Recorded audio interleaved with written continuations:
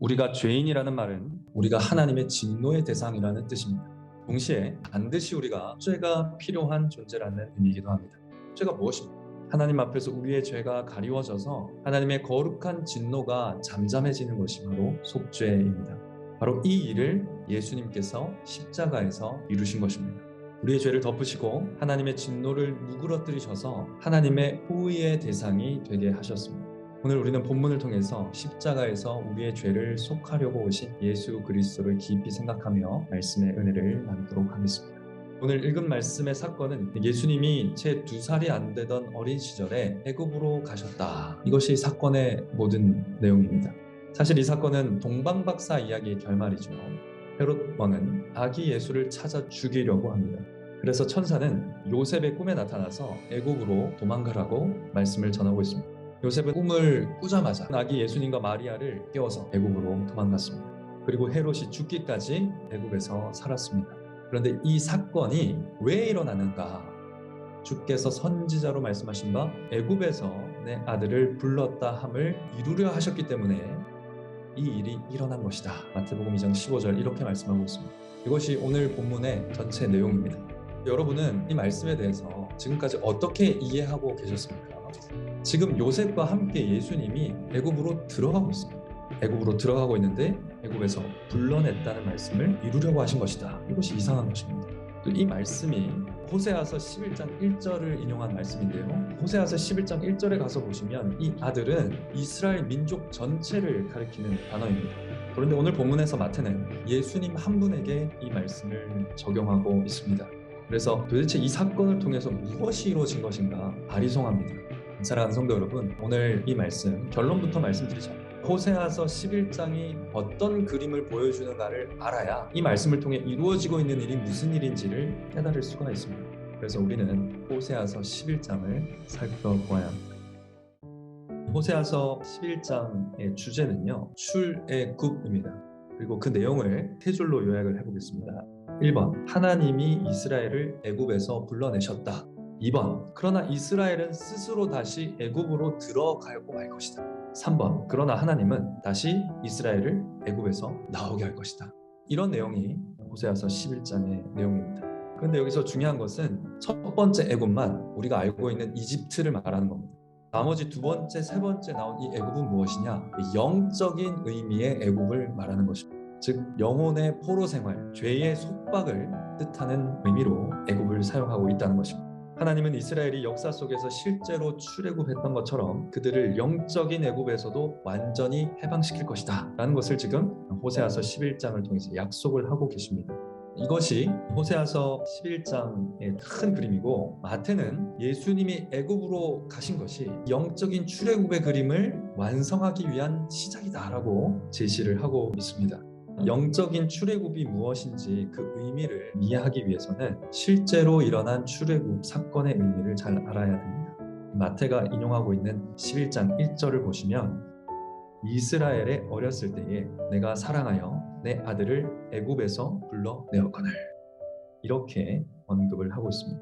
우리가 주목해야 할 단어는 내 아들이라는 단어입니다. 하나님이 왜 출애굽한 이스라엘 백성들을 아들이라고 부를까요? 이스라엘이라는 아들은 하나님의 참 아들의 오심과 연결이 되어 있습니다. 따라서 하나님의 아들이 하나님이 정한 때에 등장하기 위해서는 반드시 이스라엘이 출애굽해서 애굽의 속박에서 벗어나서 나라를 세우고 다윗의 왕조를 이루어야 했습니다. 그러니까 출애굽은 이스라엘이라는 나라의 시작이라는 의미도 있지만 하나님의 아들이 육신을 입고 이 땅에 오시기 위한 아주 큰 발걸음을 내딛는 사건이었습니다. 그래서 이 출애굽이라는 사건은 굉장히 메시아적인 사건입니다. 그래서 하나님은 아들 안에서 출애굽한 이스라엘을 보셨기 때문에 출애굽한 이스라엘을 매우 사랑하셨습니다. 그들이 하나님의 사랑을 외면하고 싫어할 때도 하나님은 끝까지 그들을 사랑하셨습니다. 그럼에도 그들은 회개하지 않았고요, 5절에서 말씀하듯이 스스로 다시 애굽에게로 돌아가고 있었다라는 것입니다. 5절에서 우리는 영적인 애굽이라는 개념을 만나는데, 도대체 애굽이 영적으로 어떤 나라인가? 아들 혹은 약속의 씨와 관련해서 생각해보면 애굽이 가지는 영적인 의미는 바로 하나님의 적대자가 된다는 의미입니다. 헤롯이 베들레헴에 있는 2살 이하의 아기들을 죽이라고 명령할 때 그의 욕심과 잔인함 이면에는 영적인 실체, 즉 하나님의 아들을 죽이려고 하는 사탄적인 적대 행위가 있었다는 것입니다. 이것이 애굽이라는 용어가 상징하는 의미입니다. 그런데 호세아 선지자의 시대에 이스라엘이 애굽화되어 가고 있었다는 것입니다. 이스라엘 땅에 살던 이스라엘 사람들이 우상 숭배와 불순종으로 하나님을 적대하는 세력처럼 점점 변해가고 있었다는 것이죠. 따라서 우리는 왜 예수님이 애굽으로 들어가신 것을 마태가 애굽에서 불러냈다고 말하는지 그 이유를 알 수가 있습니다. 마태에게 있어서 애굽은 호세아 선지자가 말하고 있는 영적인 애굽 이스라엘이라는 것이죠. 지금 요셉과 예수님과 마리아는 지도상으로는 이스라엘을 떠나서 애굽으로 들어가고 있지만 영적으로 본다면 애굽에서 탈출해서 피난처로 나아가고 있는 것입니다.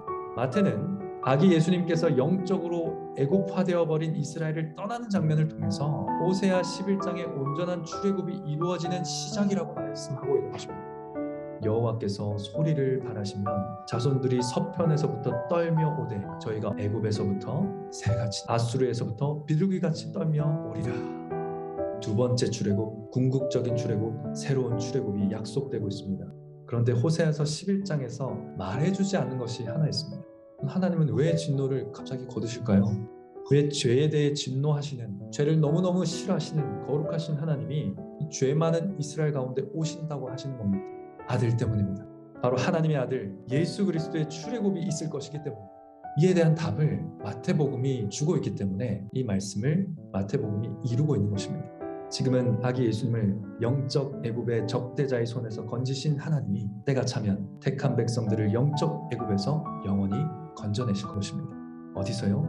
택한 백성의 속죄가 일어날 십자가에서 그리스도는 온전한 출애굽을 위한 희생 제사를 드리게 될 것입니다. 그 희생을 근거로 하나님은 자기 백성에게 이제 더 이상 진노하지 않을 것이라고 약속하고 계신 것입니다.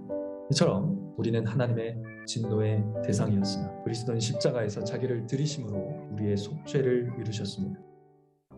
사랑하는 성도 여러분, 우리는 영적인 애굽에서 그리스도의 속죄의 은혜로 자유함을 얻은 인생들입니다. 비록 몸은 죄와 사망 가득한 이 땅에 거할지라도 영적으로는 애굽을 떠나 있는 백성입니다. 새로운 나라의 백성입니다.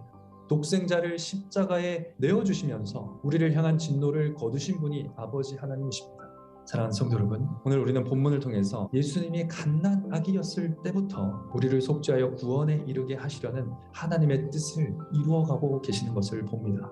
그 어린 아기 때부터 우리의 속죄를 위한 삶을 살고 계셨다는 것을 우리에게 보여주고 있습니다. 이것이 얼마나 충격적인 은혜입니까? 그리고 더욱 충격적인 사실은 지금도 오늘 이 시간도 그리스도는 속죄의 사역의 효력이 우리에게 영원히 주어질 수 있도록 계속해서 중보하고 계신다는 사실입니다. 우리는 갓난 아기 때부터 주님을 위해 살 수 없었지만 이 사랑을 알게 된 오늘 이 시간부터 우리에게 남은 모든 시간을 그리스도를 고백하고 고백적인 삶을 찬미의 제사로 하나님께 기쁘게 올려드리는 광교장로교의 성도 되시기를 성부와 성자와 성령의 이름으로 간절히 축원합니다.